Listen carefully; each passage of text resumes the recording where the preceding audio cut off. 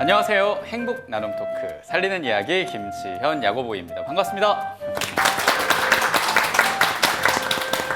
네, 오늘은 여러분이 많이 알고 있는 이야기 중에 이걸로 시작할까 합니다. 이솝우화 중에 여우와 두루미.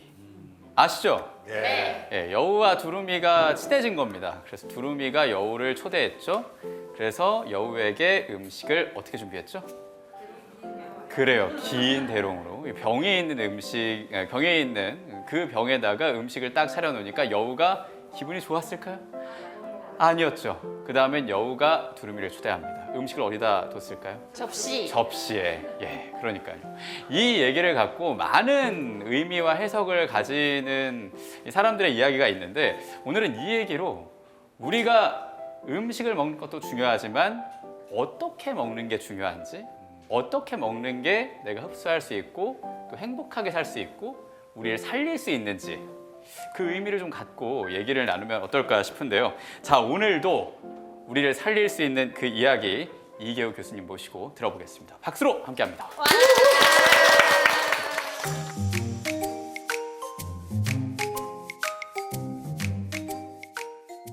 자, 이번 시간에도 마찬가지 지난 시간에 이어서 면역력에 관련되는 내용인데 결국 장 건강에 영향을 주는 우리가 몰랐던 음식 먹거리 얘기를 하려고 합니다.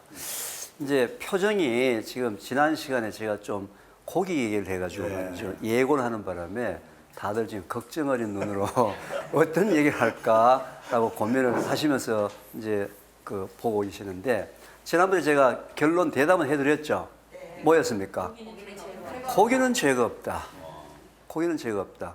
먹거리는 아무 문제가 아니고 누가 문제예요? 여러분들이 문제인가? 사람이 문제다. 네. 다들 손으로 내가 문제다. 내가 문제예요. 너무 많이 먹어. 자, 이 방송을 보고 계신 분이나 오늘 여기 참석하신 분들 중에서 나는 일주일에 한 번 정도 고기를 먹는다. 손 한번 들어봐 주시죠. 일주일에 한 번. 제법 드셨네요. 나는 2주일에 한 번 먹는다. 손 한번 들어봐 주시죠. 2주일에 한 번 먹는다. 없고 나는 거의 고기를 먹지 않고 한 달에 두 달에 한 번 먹을까 말까 하다. 제법 계시고 나머지는 거의 대개 다 손 안 드는데 손 안 들으신 분이 지금 매일 드시는 거예요. 시도 때도 없이. 매일 먹어. 오늘 여기 방청하신 분 중에 두 분은 한 1, 2개월, 2, 3개월 만에 한 번 먹을까 말까 하다고 지금 이제 손을 조심스럽게 드셨어요. 근데 이 두 분이요, 과다 섭취예요. 네, 표정이 지금 묘하게 변합니다. 아니, 옆에 사람은 매일 먹는다고 손을 안 들었는데 그 사람은 가만 놔두고 한 달, 두 달 만에 한 번 먹는다고 얘기했는데 나보고 과다 섭취라 그러면 도대체 어떻게 하는 얘기냐 그러면. 먹지 말란 얘기냐? 이 고기는 우리 몸에 단백질을 공급하는 영양소예요. 그죠? 단백질이 뭐예요? 우리 몸의 재료예요, 재료. 여러분, 머리카락도 이게 케로틴이라는 단백질이에요. 그런데 이 머리카락이 하루에 자라는 길이가 정해져 있어요. 지멋대로 안 자라죠. 그죠? 우리 몸은 세포 분열이 마음대로 되는 게 아니라 하루 딱 일정 개수가 세포 분열이 된다는 말이죠. 무슨 얘기예요? 하루에 필요한 양의 단백질이 있다는 겁니다. 그래서 과학자들이 열심히 연구를 했어요. 다 자란 성인인 경우에 하루에 필요한 양의 단백질이 몇 g일까 하고 연구를 해보니까요. 과학적 결과에 하면 성인인 경우에는 자기 체중 1kg당 하루에 필요한 최대 단백질이 1g이에요. 원래 논문에는 0.8g인데 오늘 이제 이 방송을 또 보시니까 제가 0.2g을 보너스로 들여서 자기 체중 1kg당 하루에 필요한 단백질 몇 g? 1g. 1g. 그럼 내 몸무게가 만약에 60kg이라면 하루에 필요한 단백질 몇 g? 60g. 60g이 어느 정도 부피가 될까요? 계란 한 개예요. 큰 계란 하나가 60g 정도 되는 거예요. 자, 그런데 내가 오늘 회식을 해서 100g의 단백질을 먹었어요. 그럼 몇 g 초과됐죠? 40g. 40g 초과됐죠? 초과된 40g의 단백질이 내일까지 내 몸 속에서 단백질로 저장이 될까요? 안 될까요? 안 돼요. 여기서 대한민국의 비극이 시작된 거예요. 왜요? 대한민국에 사는 모든 사람들은 초과된 40g은 내일까지 단백질로 저장이 된다고 굳게 믿고 있는 거예요. 굳게. 그럼 어떻게 합니까? 초과된 40g은 힘들게 분해하고 장을 거쳐가지고 장에서 힘들게 거쳐가지고 그 어렵게 거쳐서 온갖 부패되는 것들, 나쁜 것들 다 만들어내고 난 다음에 전부 다 소변으로 다 빠져나갑니다. 소변에 요소라는 성분이 다 빠져나가는데 그날은 다른 날에 비해서 소변에서 거품도 많이 나고 우연 날인 거예요. 자, 한 달에 한 번, 두 달에 한 번 고기 먹는다고 얘기하시는 우리 이제 어머님이 아이들 데리고 오랜만에 고깃집에 갔습니다. 2달 만에 고깃집에 갔어요. 그럼 2달 만에 고깃집에 가서 엄마가 애들한테 뭐라고 얘기합니까? 많이 먹어라. 많이 먹어라. 배 터지든 뭐. 배 터지도록. 아니, 한 달, 2달 만에 오랜만에 애들 데려가지고 고깃집에 가서는 1인분 딱 먹이고 난 다음에 매정하게 애를 끌고 나는 부모가 있나요? 그저 상추 사가지고 입에 하나 넣어 젓가락 숟가락 위에 던져주고 그거 먹고 흐뭇하게 바라보는 것이 우리 부모들의 마음이에요. 그런데 한두 달 만에 가서 실컷 먹은 그 양이 하루치를 초과한 거예요. 고기는 매일 먹던, 일주일에 한 번 먹던, 한 달에 한 번 먹던 하루치, 같은 양 하루치만 먹어야 하는 거예요. 내일 필요한 60g은 언제 먹어야 합니까? 내일 먹어야 해요. 모레 필요한 60g은 언제 먹어야 돼요? 모레 먹어야 돼요. 근데 지금까지 우리는 어떻게 먹었어요? 고기만 보면 눈동자가 변합니다. 그날 다 먹어요. 다 먹어야 돼요. 굉장히 비싼 뷔페집이 예약이 돼 있으면요. 엄마가 3, 4일 전부터 애를 신신당부합니다. 얘야, 이 집은 굉장히 비싼 뷔페집이니까 채소로 배치하지 말고 고기로 배치하라고. 애들한테 얼마나 교육을 시켰어요. 고기를 먹지 말자가 아니에요. 고기는 매일매일 자기한테 필요한 양만큼만 나눠서 조금씩 먹으면 아무런 문제가 없습니다. 제 강의를 여기까지 안 들었던 사람은요, 이계호 교수님 고기 먹지 말자 하더라고요. 교수님 고기 채식주의자인가 나쁘다고. 봐. 고기 먹지 말자가 아닙니다. 고기 어떻게 먹자? 매일매일 필요한 양만큼 조금씩 나눠서 먹지 한꺼번에 와장창 먹는 이 습관을 버려야 한다는 얘기죠. 그죠? 자, 이 고기 또 아침, 점심, 저녁 중에서 언제 먹습니까? 특히 저녁에 많이 주로 먹죠. 저녁입니다. 우리나라의 야식 문화는 대단합니다. 어떻게 해요? 전 세계에서 24시간 음식을 배달해주는 유일한 나라. 그것도 전국 방방곳곳에서. 관광지가 아니에요. 이런 나라가 전 세계에 있어요, 없어요? 없어요. 없습니다. 그런데 그 야식의 거의 대부분 다가 또 뭐죠? 고기를 먹어요. 그리고 이 야식 문화가 엄청나게 시작된 것이 언제죠? 불과 10년 정도밖에 안 됐어요. 그전에 야식 그럼 주로 뭐예요? 라면 하나 먹는 정도. 그죠? 그게 야식이라고 생각했다고요. 자, 우리가 밥, 떡, 고구마, 감자, 국수, 빵 같은 탄수화물은 먹게 되면 우리 위 속에 들어가서 2시간 정도 머무르다가 소화가 되어요. 근데 기름이 포함된 단백질, 소화 속도가 느립니다. 3시간, 4시간, 5시간이 걸려요. 그래서 옛날에 어르신네들이 얘야 고기 좀 먹어봐라 든든하다. 고기가 좋아서 든든한 게 아니고 소화가 안 돼가지고 소화가 늦게 돼가지고 늦게 되니까 든든한 거지. 그지? 고기 먹으면 든든하다는 얘기하죠. 다 그게 고기한테 한이 맺힌 사람들 하는 얘기예요. 밤에 야근하고 난 다음에 그죠? 9시, 10시, 11시 출출하다고 고기 잔뜩 먹고 집에 가서 또 내일 아침부터 일찍 출근해야 되니까 밤 12시 되어서 잠을 잡니다. 피곤하니까 코 드르릉 골고 자면서 장한테는 야근을 시키네. 너는 들어간 고기 소화시켜 놓고 자라. 장은 밤에 여러분들을 위해서 2시, 3시, 4시까지 계속 일을 합니다. 장은 밤에 잠을 자야 합니까? 안 자야 합니까? 자야 돼요. 대답은 다 이렇게 합니다. 대답은 다 이렇게 하면서 매일 야근시켜. 매일 야근시켜요. 돈도 안 주고 말이지. 수당도 안 주고. 장 속에는 지난 시간에 얘기했다시피 면역세포가 있는데 이 면역세포도 밤에 휴식을 취해야 될 거 아니에요. 그죠? 휴식을 취해야 될 거 아니에요. 얘가 밤에도 계속 일을 하고 잠을 못 자면 어떻게 됩니까? 힘이 없어질 수밖에 없는 거예요. 고기도 6시, 7시 좀 일찍 먹고 소화시켜 놓고 11시, 12시 돼서 자면 아무런 문제가 없어요. 고기 먹지 말자가 아니에요. 고기 언제 먹자? 일찍 먹자. 일찍 먹든지 아니면 뭐야? 낮에 먹든지. 그런 문제가 없는데 꼭 10시, 11시, 12시 돼서 먹네.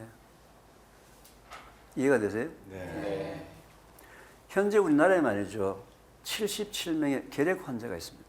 10만 명당 77명의 현재 결핵 환자. 이것도 벌써 4년 전 통계입니다. 결핵이 언제 걸린지 아세요? 면역력이 떨어질 때, 못 먹었을 때, 영양실조 걸려서 면역력이 떨어질 때는 가장 후진국형 병이에요. 면역 결핵은요. 근데 그러면 우리나라가 그 정도로 영양 결핍에 걸려 있는 사람이 많다는 건가요? 인구 10만 명당 77명의 결핵 환자는 OECD 34개국 중에서 결핵 환자 많기로 몇 등쯤 할까요? 몇 등 대략 OECD 국가 중에서 34개국 중에서 10등 정도. 10등 정도 결핵 환자 많기로 10등 정도. 우리나라를 너무 무시하는 것 같아요. 우리는요 1등 안 하면 안 합니다. 아, 너무 1등을 좋아해. 안 되는데요. 그렇게 하면 안 돼요. OECD 국가 중에서 결핵 환자가 제일 많은 나라가 대한민국 1위군요. 1위예요. 너무 충격인데요. 충격입니다. 우리나라 통계를 말이죠. 나쁜 통계 많습니다. 예를 들면 우리 지금 현재 그 평균 수명이 다 80세가 넘었죠. 예. 요즘 주위에 환갑잔치 한 사람 보셨어요? 그래요. 큰일 납니다. 어디 젊은 애들 까보냐고. 60은 노인의 취급을 안 해줘요. 예. 왜 과거에는 20, 30년 전에는 환갑잔치가 있었어요? 그때는 60까지 사는 사람이 많이 없었기 때문에 60까지 살아줘서 고맙다고 감사잔치 한 거예요. 우리나라 현재 보건복지부의 공식적인 통계에 의하면은 80세까지 살 때 3명당 1명이 암에 걸리는 나라가 한국이에요. 아니, 80세 사는 게 중요하나요? 아니에요.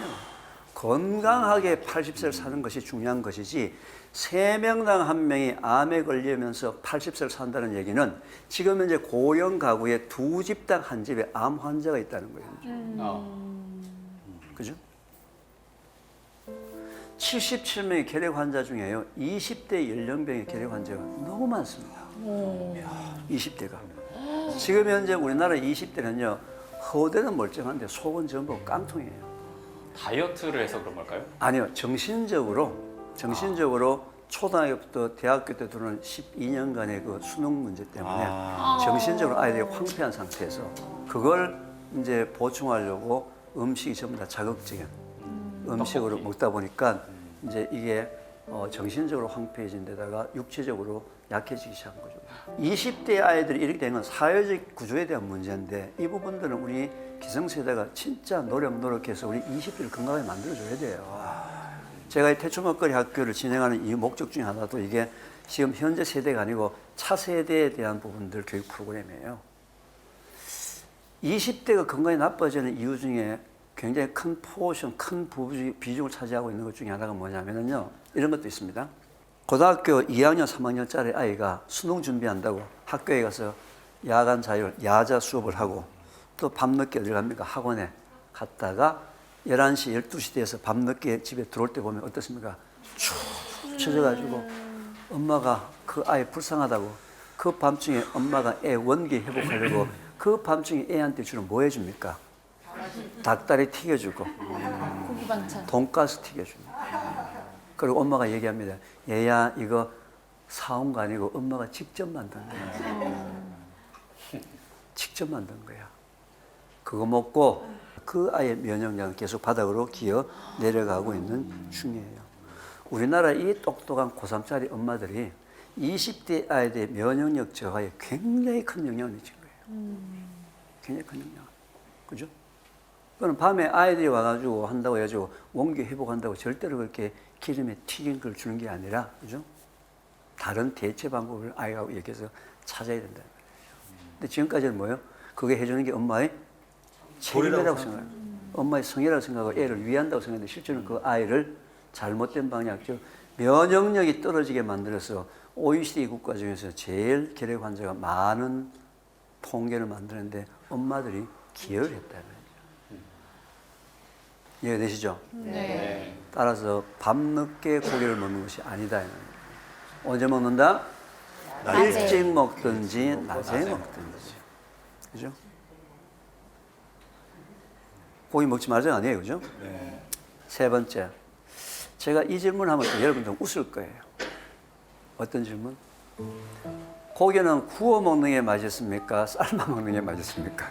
구워 먹어야지. 그렇지. 분명히 웃을 줄 알았어, 내가. 먹어야지 진리죠. 먹어야 맛이죠. 아, 그래서 내가 웃을 줄 알았다니까. 그것도 질문이라고 하냐. 예. 자, 꼭 기억하실 거. 이 세상에 공짜가 없어요. 구워 먹는 혹독한 대가를 치릅니다. 특히 우리나라 사람들은 직화불 고기를 좋아해요. 그죠? 자, 고기를 굽다 보면은요, 자, 직화불 하게 되면, 뭐, 직화불 예를 들면 이런 거죠. 요즘 우리 30대, 40대의 초등학교나 유치원 다니는 정도 아이들을 데리고 있는 부모들의 로망이 뭡니까? 캠핑. 굉장히 많이 가거든요. 자, 캠핑한다 그러면 이제 텐트도 이제 하나 사고, 그죠? 그 다음에 이제 가다가 고기 고기 삼겹살, 그죠? 사고, 그 다음에 철물점 해가지고 그물망, 그릴. 그지? 그물망 사고, 그 다음에 밑에 불 피울 거, 그죠? 불 피울 것도 종류가 여러 가지 많은데 가장 싼 게 뭔지 아시죠? 번개탄, 착화탄, 그죠? 그 번개탄은 언제 쓰는 거예요? 연탄 불 피울 때 쓰는 거예요, 그죠? 그렇기 때문에 그 번개탄은 가장 나쁜 재료. 그렇죠. 공사장에서는 폐목 가지고 했기 때문에 거기서 어마어마하게 나쁜 가스가 많이 올라옵니다. 어마어마하게 나쁜 가스. 그게 제일 싸니까. 그죠? 그걸 사가지고서는 일단은 고기를 가장 나쁜 이제 번개탄 나온 가지고 일단 밑에 훈제를 합니다.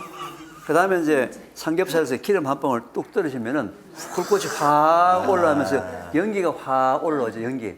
그 연기를 저희들이 분석해 보면요. 영어로 PAH.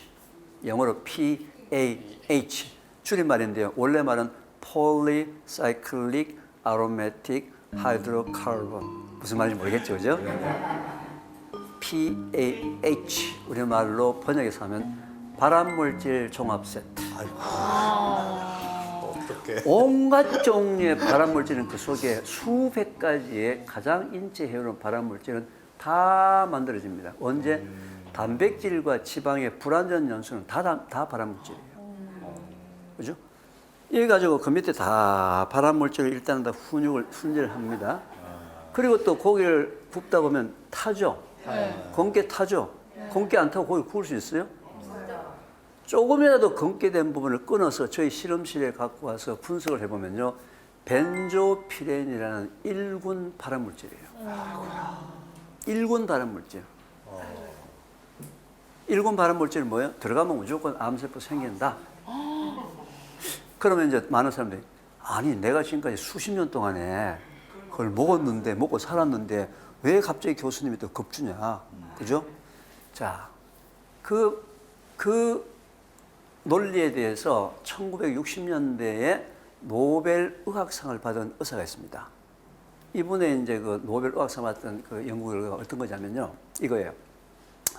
건강한 사람의 몸에도 매일매일 수십, 수백, 수천, 수만 개, 수십만 개 암세포가 매일매일 생긴다. 왜냐? 입과 코로 들어오는 음식, 공기, 물 중에서 발암인자를 피해서 살 수가 없다. 왜? 여러분 지금 이제 미세먼지 안 맞고 살 수 없죠, 그죠? 그렇죠. 마스크를 하더라도 미세먼지를 먹을 수밖에 없어요. 이미 그 미세먼지에는 벌써 발암물질이 묻어 있습니다. 그런데 왜 그러면 다 암 환자가 안 되느냐? 바로 면역력이 정상을 유지하고 있으면 모든 면역세포는 암세포를 다 잡아먹을 수 있어요. 그럼 오늘도라도 잡아먹고 내일도라도 잡아먹고 10년 뒤에도 잡아먹고 계속 잡아먹을 수 있을 정도로 면역력을 유지하는 사람이 뭐예요? 건강한 사람인 거예요. 그런데 이 면역력이 먹거리, 생활습관, 환경에 따라서 올라갔다 내려갔다 올라갔다 내려갔다 하는데 내려갔을 때 그때 먹은 한 점의 검은색 고기에서 생긴 발암세포가 계속 증식을 하기 시작합니다. 예, 청소가 안 됐으니까. 계속 올라가는 거죠. 계속. 그렇게 하다가 CT, 엑스레이, MRI에 잡힐 정도의 개수와 크기가 되었을 때 이 사람은 암환으로 판단이 되는 거예요. 이해가 되셨죠? 네. 지금까지 먹어도 괜찮은 이유가 뭐였다고요? 면역력. 면역력을 가지고 계속 청소를 했기 때문에 그렇다는 거죠. 그죠? 우리 지난 시간에 우리가 스트레스를 받았을 때 한국 사람들이 가장 많이 하는 것이 뭐라고 했어요? 술하고 고기 구워서 한잔 하는 거라고 회식하는 거죠. 여러분, 스트레스 받았을 때는 절대로 술과 고기를 드시면 안 돼요. 술과 고기를 언제 먹어야 돼요? 기쁠 때, 즐거울 때, 웃으면서 면역력이 올라갔을 때 먹어야 되지, 면역력이 떨어져 있을 때 그때 먹은 술과 고기는 그 사람한테 치명적인 결과를 줄 수 있는 거예요. 이해가 되셨죠? 네. 그죠? 네. 스트레스 받았을 때는 절대로 술과 고기를 드시면 안 되는 거예요. 내가 꼭 고기를 그날 안 먹으면 나는 오늘 죽겠다 하는 사람은 뭘 먹은 거예요?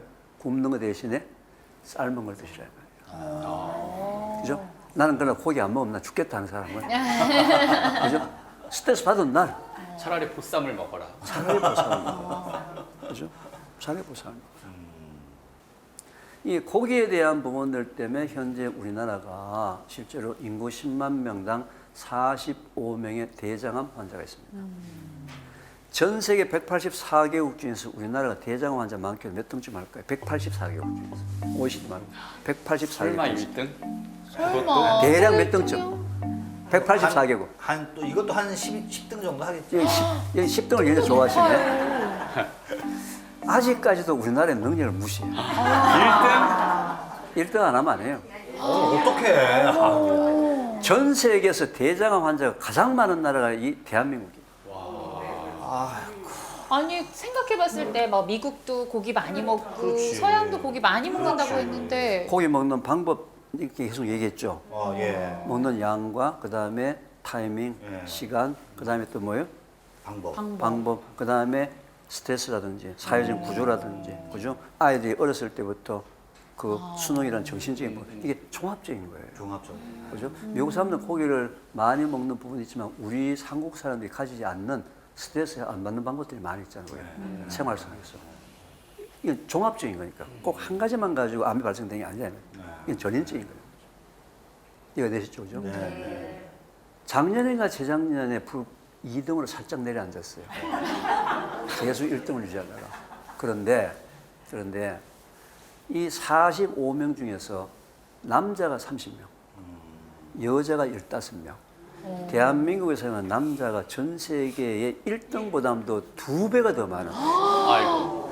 2배가 더 많은 대장암 발병 원인이 있는 사회에 살고 있으면서 우리 사회 자체가 관심이 없어요. 정치하시는 분도 관심이 없고요. 교육하는 것도 관심이 없고, 심지어는 제가 가장 가슴이 아픈 종교단체도 관심이 없어요. 이렇게 어디까지 통계가 나빠져야지만 사회적으로 관심을 가집니까? 어디까지? 근데 이렇게 면역력이 나쁘게 기한 쪽에 지난 시간에 얘기했던 것과 마찬가지 이번에도 고기가 차지하는 비중이 너무 크다 이 말이에요. 너무 크다 이 말이에요. 우리나라는 말이죠. 우리나라는 전통적으로 단백질의 공급원이 고기가 아니었어요. 뭐죠? 콩입니다. 한국 사람들은 단백질 공급원이 뭐였어요? 콩이었어요. 지금까지. 대한민국 사람의 이 유전자에는 콩 유전자가 흐르고 있다고요. 더군다나 콩은 한국이 원산지예요. 함경도 만주 지역에서 전 세계로 콩이 펼쳐져 나갔어요. 함경도 지역에 흐르고 있는 그쪽 강 이름이 뭐죠? 두만강. 콩두자에 찰만자의 강. 그 강에 콩이 얼마나 많이 찼으면 강 이름조차도 두만강이라고 이름을 붙일 정도로.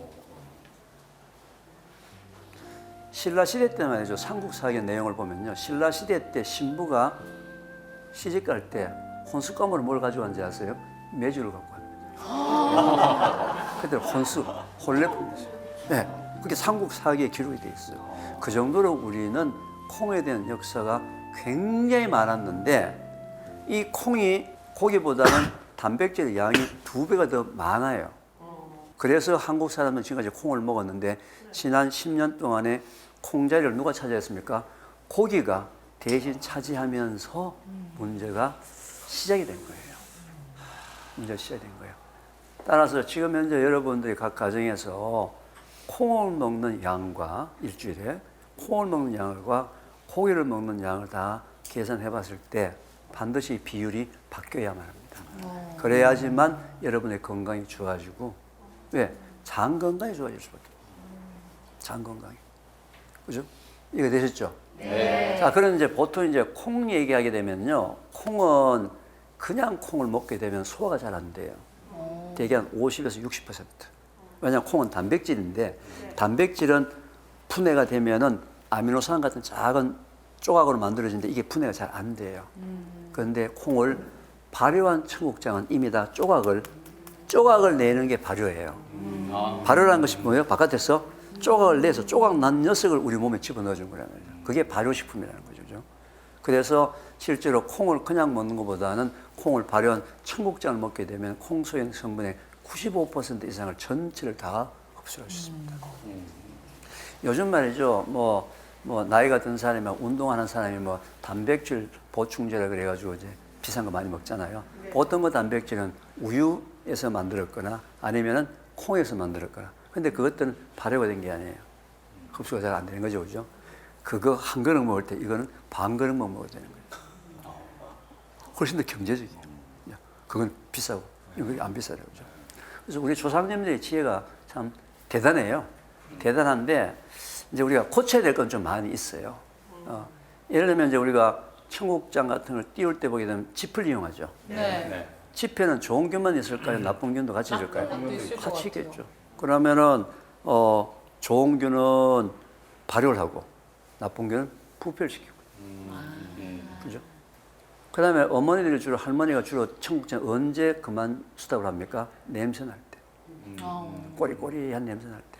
왜냐하면 이제 주로 어르신네들이 아랫목에다가 이렇게 이불을 덮어놔 가지고 이제 하는데 계속 가서 이게 되는지 안 되는지 볼 수 없잖아요. 밖에 일하다가 어떻게 냄새 날 때.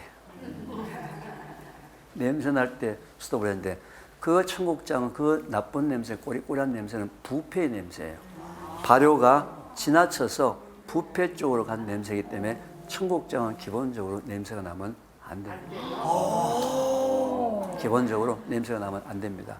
그럼 언제 스톱하느냐? 청국장을 띄울 때 숟가락으로 살살 긁어봤을 때 실이 있으면서 냄새가 안 날 때 스톱을 하면 되는 거예요. 그죠? 냄새가 난다는 얘기는 뭐예요? 부패 쪽으로 갔다는 얘기예요. 부패.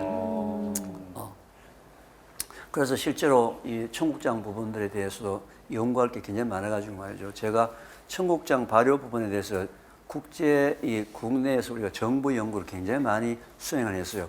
우리나라 건국 이래로 가장 그 연구비를 많이 들여서 청국장 연구를 제가 지난 5년간 어마어마한 연구를 했습니다.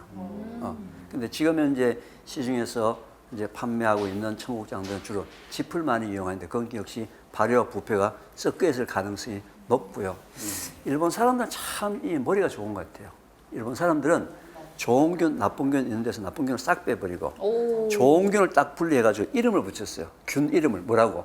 나또라고. 나또가 균 이름이에요.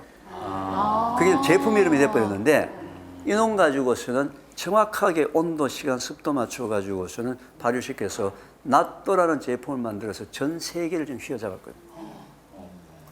지금 유럽이나 미국에 5성급이나 4성급의 호텔 가더라도 조식에 동그란 통에 넣어둔 나또가 나오거든요.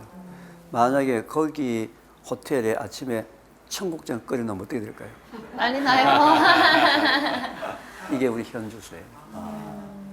우리가 콩의 원산지고 또 요즘 우리가 초중고 대학교 10대 20대 아이들이 콩도 안 먹는 바람에 장 건강이 계속 나빠지고 있고요. 제가 가장 안타까워하는 거 우리가 콩의 원산지인데도 불구하고 현재 우리나라 사람이 수입 콩과 유전자 변형 콩을 가장 많이 먹는 나라가 또 한국이에요.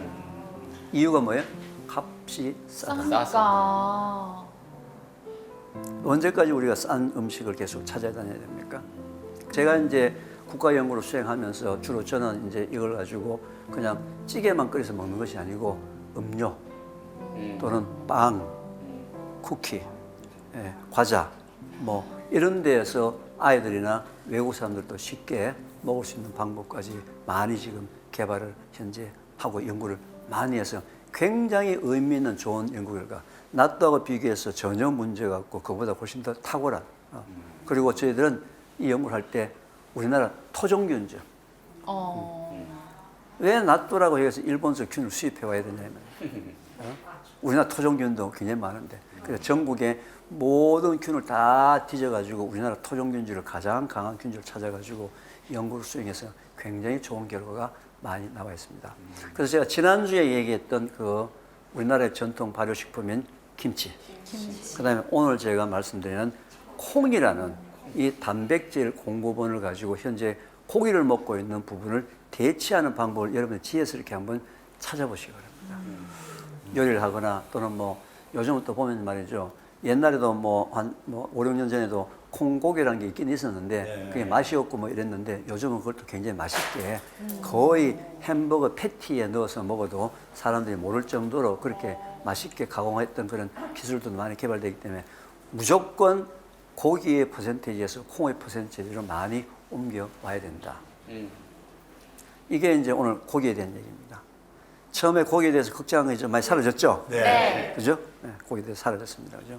고기를 먹는 양, 고기를 먹는 시간, 고기를 먹는 방법. 이 세 가지만 하더라도, 그죠? 우리가 지금 현재 갖고 있는 이 비극에서 벗어날 수 있고, 우리 10대, 20대 아이들, 여러분들의 자녀, 여러분들의 아들, 딸들을 구할 수 있다는 말이죠. 혹시 이 방송을 보고 계시는 분들이 여러분의 자녀라든지 또는 손자, 손녀가 있다면 이 얘기를 꼭 해 주셔야 합니다. 이해되셨죠? 네. 네. 자, 면역력 얘기해서 계속 얘기를 하고 있는데요. 항상 가장 중요한 얘기는 제일 마지막에 합니다. 그래야 결론을 내려야 되니까, 그죠? 여러분의 면역력을 좌지우지하는데 가장 중요한 것은 예를 들면 이런 건물이 있지 않습니까? 이런 건물 지을 때 가장 중요한 게 기초공사예요. 그죠? 네. 아무리 위에 예쁘게 잘 짓고 백층을 짓다 하더라도 기초공사가 부실하면 뭐예요? 다 무너져요. 면역력의 기초공사는 물입니다. 물. 네, 물. 우리 인체의 70%가 물이에요. 70%가. 여러분 의지에 관계없이 호흡, 땀, 소변, 대변을 통해서 물이 몸 바깥으로 빠져나가요. 빠져나가는 양만큼의 물은 꼭 보충해 줘야 되는 것은 뭐예요? 인간으로서의 기본이에요. 근데 이걸 물맛 없다. 귀찮다. 잊어버렸다. 그래서 안 먹습니다. 그러면 뭐예요? 우리 인체의 혈액이나 림프액의 농도가 자꾸 진해집니다. 걸쭉하게 되는 거죠. 우리 인체의 체액은 영양성분을 공급하고 노폐물 배출하고 면역세포를 데리고 다니면서 구석구석 다니면서 암세포를 다 잡아먹는 역할을 하는데 혈액이 찐득찐득하니까 이 세 개 기능이 문제가 생겨요. 따라서 뭐예요? 물 부족은 만병의 시작. 만병. 여러분 생각하는 모든 병 전부. 모든 병. 그래서 암 환우들의 공통분모가 평소에 물을 작게 먹는 습관을 갖고 있는 분들이에요. 평소에 물을 작게 먹는 습관을 갖고 있는 분들이에요. 자, 그런데 문제는 하루에 물을 몇 리터 먹는 게 좋다고 알고 계시죠? 2리터. 그렇지. 이게 방송의 힘이에요. 얼마나 방송에서 그동안에 강사들이 말이죠. 2리터 다 해놓으니까 내가 묻자마자 즉각적으로 대답이 나왔어요. 근데 어떡하죠? 하루에 물을 2리터 먹기 때문에 건강이 매우 나빠지고 있어요. 왜냐면요. 물은 물로만 우리 몸속으로 들어오는 게 아니고 음식을 통해서도 물이 들어와요. 채소나 과일의 90%가 물이에요. 90%가. 여름철에 가장 많이 먹는 과일이 뭐죠? 수박이죠. 더운 날 수박 잔뜩 먹고 난 다음에 그날도 물을 2리터 먹어야 된다. 물 2리터 꾸역꾸역 먹은 날은 뭐예요? 많이 먹은 날이에요. 합쳐서 2리터. 이제 이해가 되세요? 네. 왜 그럼 빼? 왜 음식을 도는 거 왜 빼냐고. 그것도 물인데. 그죠? 근데 문제가 생겼어. 어떻게? 하루 종일 내 몸속으로 들어오는 전체 물량을 알 수 있어요? 없어요? 몰라요. 그죠? 하루 종일 빠져나가는 물량을 알아요? 몰라요?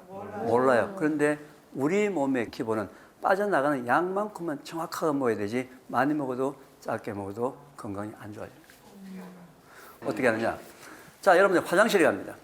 화장실에 가서 소변을 봤는데 소변 색깔이 노란색으로 짙게 나왔다. 뭐 하라는 거예요? 물 더 마셔라. 지금 몸속에서 물이 빠져나가서 몸에 막 뭔가 문제가 생기려고 하는데 그것도 모르고 팍 돌아다니고 웃고 돌아다니까 얘야 이제 좀 살자 물 먹으라 하고 신호를 보낸 거예요. 방개 냄새 나듯이 신호를 보낸 거예요. 색깔 짙게 나오게 되면 물을 마시게 되면 10분이나 15분 뒤에 금방 옅은 노란색으로 바뀌어요.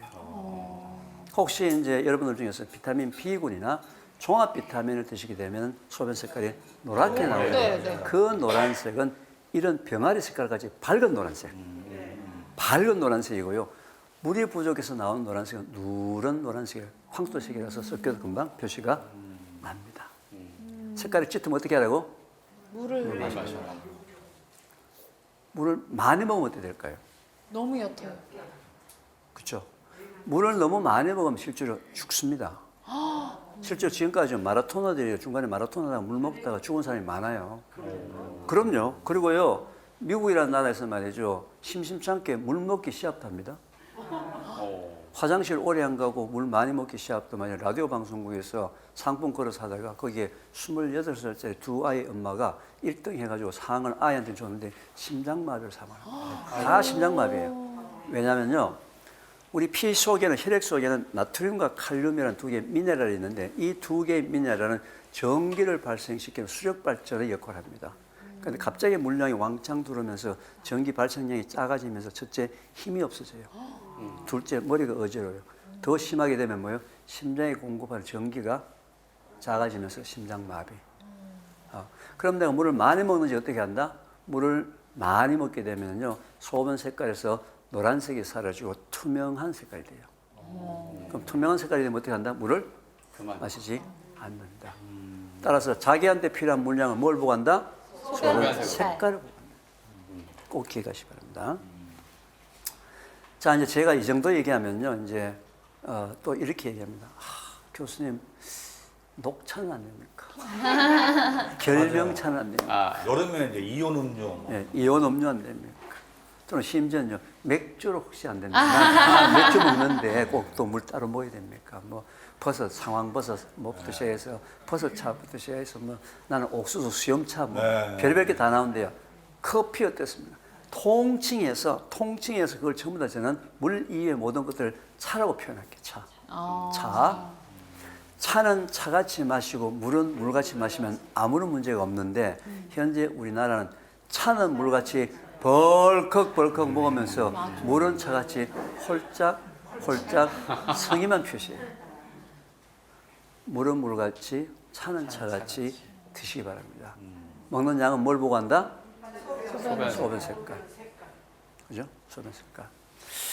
특히 이제 뭐 이 방송을 보고 계신 분들뿐만 아니라 대한민국 사람들은 거의 대개다가 이제 커피에 대한 부분들은 어마어마하게 우리나라가 커피 먹는 양이 많아졌어요. 맞아요. 과거에는 이제 이게 한때는 커피를 기호식품이라고 그랬는데 아니에요. 커피는 이제는 식품입니다. 식품 중에서 굉장히 과소비하는 다소비 식품이 되었는데 여러분이 인터넷에 커피, 발암물질 이렇게 쳐보시면은 여러 가지 사건들이 있어요.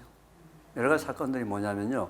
미국 캘리포니아 고등법원에서 판사가 이 커피에 대해서 판결 내린 것도 있고요.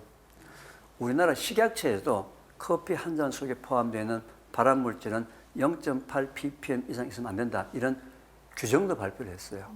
발표했는데 문제는 이 발암물질이 원래는 커피에 없던 건데 로스팅을 할 때 어떻게 로스팅을 하느냐에 따라서 발암물질이 어마어마하게 많이 만들어질 수도 있고 안 만들어질 수도 있는데 지금까지 커피업계에 종사하시는 거의 대부분의 분들은 맛과 향만을 가지고 로스팅을 했지 한 번도 이 발암물질에 대한 부분들에 대해서 생각을 하지 않았어요. 근데 이제 이게 사회적으로 여론이 조성되다 보니까 지금은 현재 전체적으로 여론은 어떻게 조성이 되어 있냐면 커피 속에는 발암물질이 있는 건 사실인데 워낙 작게 들어있기 때문에 먹어도 좋다, 괜찮다. 이렇게 지금 여론이 형성되어 있어요. 그런데 이 발암물질은 또 잘못 알고 있는 여론이 또 잘못 알고 있는 지식이 뭐냐면요. 커피는 강하게 볶으면 발암물질이 많이 만들어지는데 약하게 볶아가지고 신맛도 나고 과일 향이 나오면 괜찮다. 이렇게 알고 있는데 아니에요. 약하게 볶으면 약하게 볶을수록 나오는 발암물질 종류가 다른 발암물질이 더 많이 나옵니다.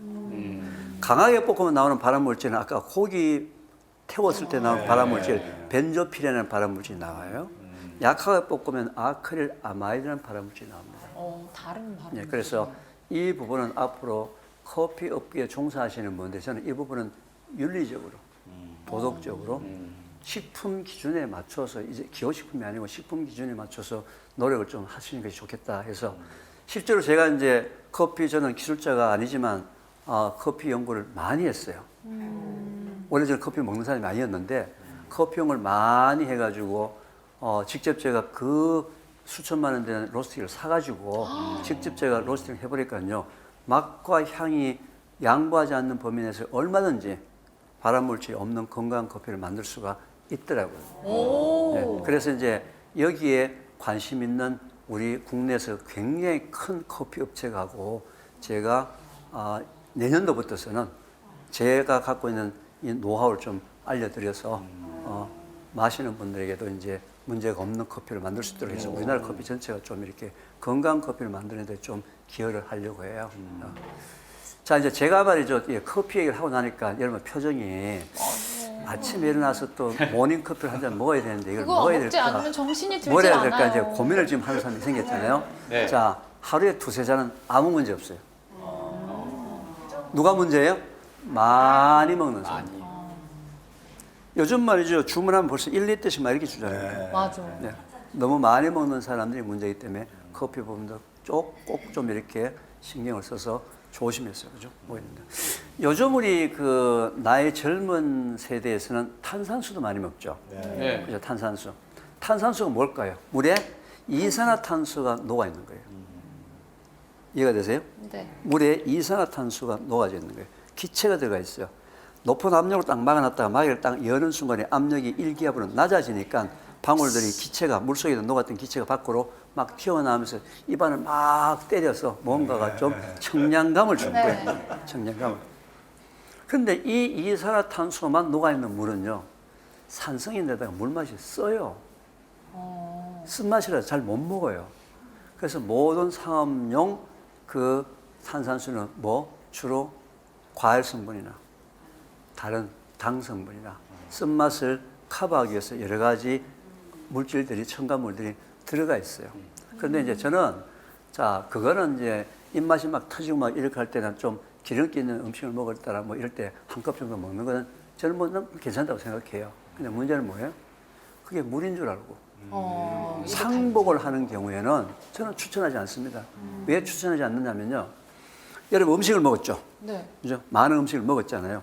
여러분들이 먹었던 모든 음식은 우리 몸속에 들어오게 되면은요. 유기 물질들은 전부 다 최종적으로는 물과 이산화탄소로 바뀌어요. 마지막에. 그래서 물은 소변이나 땀이나 밖으로 빠져나가고 이산화탄소는 뭐예요? 호흡을 통해서 폐를 통해서 빠져나오잖아요. 그죠? 그리고 무기물질들은 이제 몸속에 남아있는 거고 유기물질들은 다 이산화탄소가 물로 변하기 때문에 폐가 하는 역할이 뭐예요? 여러분이 잘 때도 이산화탄소 뽑아내려고 24시간 360을 1초도 안 쉬고 계속 뽑아내고 있는데 돈 주고 계속 집어넣고 있었어요. 뭘 얼마나 학대를 하고 있냐는 말이에요. 그죠? 이것도 입이 좀 이제 뭐 좀 텁텁하거나 기름진 음식을 먹을 때 한두 잔 정도 먹는 건 좋은데 이것도 물의 대응 방법은 아니라는 거예요. 그죠? 자, 그럼 교수님, 우리 집 애는 물을 안 먹어서 포도 주스나 오렌지 주스, 사과 주스를 먹으면 어떠냐? 사과 주스나 오렌지 주스 속에서는 당분 있죠.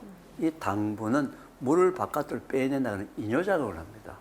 그래서 단 걸 먹으면 먹을수록 자꾸 뭐예요? 목이 더 목이 말라요. 말라요. 그죠? 목이 마릅니다. 제가 이제 아무리 이렇게 얘기해도 물을 많이 먹는 사람 중에서 물을 먹는 사람 중에서 건강이 나빠지는 사람의 특징이 하나 있어요. 어떤 사람이 있냐면요. 물 많이 먹으면 좋다 하더라. 저염식이 좋다 하더라. 그리고 채소가 좋다 하더라.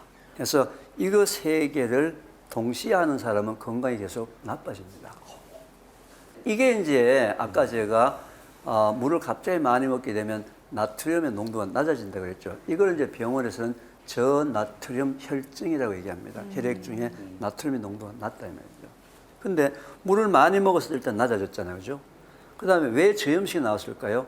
우리나라 전통 음식이 고염식이니까 고염식을 먹는 사람이 저염식을 하라는 것이지 저염식 자체가 건강한 게 아니고 소금도 우리 몸속에 일정량이 반드시 들어와 줘야 돼요. 그게 세계보건기구에서 성인인 경우에 하루에 5g의 소금, 5g이 어느 정도다? 차숟가락 하나, 티스푼으로 하나 정도가 5g이에요. 5g 정도의 소금은 꼭 먹어줘야 한다. 그죠? 그 다음에 채소. 채소는 말이죠. 나트륨이 거의 없어요. 거의 대개다가 칼륨. 거의 칼륨이에요. 그래서 이 세상에 살고 있는 초식동물, 염소나 양 같은 초식동물들은 반드시 1년에 정기적으로 소금을 먹여주든지 아니면 얘가 산을 돌아다니면서 소금 찾으러 그 산꼭대기에 올라가는 거예요. 소금 먹으러, 돌소금 찾으러. 초식동물들은 반드시 소금을 먹어줘야 된다고. 그래서 세 가지, 그죠? 세 가지 하는 사람들은 물 많이 먹고, 저염식하고, 그 다음에 채소를 너무 많이 먹는 사람은 의도적으로 한번 간장, 된장을 조금 더 짜게 하고, 그죠? 된장 몇 스푼 더 먹는다든지, 그죠? 뭐 해서 필요한 양의 나트륨도 소량은 적정량은 항상 유지해 줄 것이 좋다. 근데요, 제가 이렇게 얘기해도 자꾸 잊어버려요. 그래서 제가 이 물 먹는 습관 때문에 습관을 들이기 위해서 제가 전국적으로 3, 2, 1 운동을 벌이고 있습니다. 다 여기 참석하신 분들 다 함께 저하고 손가락 펼쳐서 한번 크게 외쳐보겠습니다. 3. 여러분들이 운명이 걸려 있는데 지금 목소리가 그거밖에 안 나옵니다. 건물이 흔들릴 정도로 크게 합니다. 3. 식사 30분 전 한 컵. 식사 30분 전 한 컵. 2. 식사 2시간 뒤 한 컵. 식사 2시간 뒤 한 컵. 1. 취침 1시간 전 한 컵. 취침 1시간 전 한 컵. 하루에 몇 컵이에요? 그럼 세 컵 하게 되면 어머니 하루에 한 끼만 드세요? 밥 3끼 먹으면 밥 먹기 30분 전 한 컵, 밥 먹고 2시간 뒤 한 컵은 6컵. 6컵. 잠자기 1시간 전 7컵. 7컵. 아침에 일찍 일어나면 아침 공복에 한 컵, 8컵. 7컵 내지 8컵 언제 먹는다? 시간을 정해놓고 먹는다. 시간을. 물 먹는 양은 어떻게 200 정도 한 컵으로 시작하되 색깔이 짙으면 조금 더 느리고 색깔이 옅으면 좀 줄여서 소변 색깔을 보고 양을 조절해서 7컵 내지 8컵 언제 먹는다? 시간을 정해놓고 먹는다. 밥 먹기 30분 전에 물 한 컵은 장에 물을 충분히 공급해서 소화가 잘 됩니다. 밥 먹고 2시간 뒤에 물 한 컵, 우리가 음식을 먹으면 모든 음식은 전부 다 위에서 2시간 동안 머물러요. 죽을 만들어요. 그 다음에 2시간 뒤에 장으로 내려가는데 그때 물 한 컵은 장에 물을 충분히 공급해서 장내 미생물들이 아주 활동이 왕성해져요. 그죠? 물이 없으면 다 죽어요. 물이 없는 데는 사막이에요. 물이 있어야 된다고. 물이 있으면 생명이 있으니까. 그죠? 잠자기 1시간 전에 물 한 컵, 아침에 일어났는데 첫 소변이 노랗다. 그러면 잠자는 시간 그 6시간, 7시간 동안에 수분 부족으로 피로가 회복을 몸이 원래대로 회복이 안 된 거예요. 근데 또 저녁에 물을 너무 많이 마시면 중간에 화장실을 가죠. 따라서 중간에 화장실 안 가고 아침에 소변 색깔 괜찮은 물량을 한 3, 4일만 줄였다 늘렸다 연습을 해보면 자기한테 알 수가 있어요. 3, 2, 1. 그래서 이제 제가 이제 이렇게 뭐 길을 가다가 또는 어디 출장을 가다 보면 길거리에서 어떤 사람을 만나면은 제 물 강의를 듣고 참 교수님 반갑습니다 하고 반갑습니다 인사를 하죠. 이제는 저를 물 강의 들은 분은 길거리에서 만나면 그냥 안녕하세요 하지 말고 안녕하세요. 안녕하세요. 3일 잘 지키고 있습니다. 그러면 저는 참 잘했습니다. 교수하십시오. 그래서 요즘 길거리에서 저하고 이렇게 인사하는 사람이 참 많아졌어요. 주위에서는 저희들이 이렇게 하면요 멀쩡한 사람들 수화를 하나 수화가 아니고 뭐예요? 물 먹는 기본 운동 이거를 지키는 겁니다. 제가 이렇게 이제 이 면역력이나 이런 부분에 대해서 이제 관심을 가지게 된 것은 태초 먹거리 학교라는 것을 2010년 7월에 시작을 했어요. 7월에 시작해서 지금까지 약 12년 동안에 주로 암 환우분들을 대상으로 무료로 강의를 하고 있습니다. 이제 최근에 와서는 이제 강의만 무료로 하다가 직접 음식을 만드는 방법을 알려달라. 그래서 점심을 같이 만들어서 직접 참가자가 직접 자기가 먹을 밥을 만들어서 먹는 프로그램을 하는 경우에는 이제 그 재료비를 받고 강의만 하는 것은 무료해서 유료와 무료를 지금 섞어서 지금 강의를 진행을 하고 있는데 특히 제 초점은 다음 세대예요. 10대, 20대 아이들도. 그래서 처음에 제가 태초목걸이 학교를 12년 전에 시작할 때는 100% 암 환우들만 대상으로 했는데 지금은 암 환우 절반, 건강에 관심을 갖고 있는 일반인들이 아이들 데리고 지난주에도 저희들이 했는데 초등학교 2학년, 4학년 아이들을 데리고 온 부모가 있었어요. 초등학교 아이들을 많이 데리고 와요. 와서 김치 담그는 것도 얘기하고 그죠? 이런 얘기하고 해서 애들 상당히 좀 이제 지루한 부분도 있지만 또 재밌는 애들 귀에 좀 재밌는 부분도 있고 해서 여러분들이 사랑하는 여러분의 자녀 또는 여러분의 손자, 손녀를 이런 고통이나 아픔 속에서 가지 않도록 그죠? 올바른 길로 갈 수 있도록 제가 전국적으로 이 몸을 좀 확대를 하려고 합니다. 그래서 관심 있는 분들은 좀 참여도 직간접적으로 참여도 좀 해주시고 일단 지난번과 이번에 강의를 통해서 일단 면역력에 대한 부분들 어느 정도 좀 자신 생겼지 이제 네. 그죠? 그래서 참 이런 시간을 가지게 되었고 해서 굉장히 감사드리고 항상 건강하시고 또 기쁘게 생활하시고 그죠? 그렇게 해서 또 여러분의 자녀들도 기쁘게 생활할 수 있는 그런 시간이 되기를 바라면서 제 강의는 이걸로 마치도록 하겠습니다.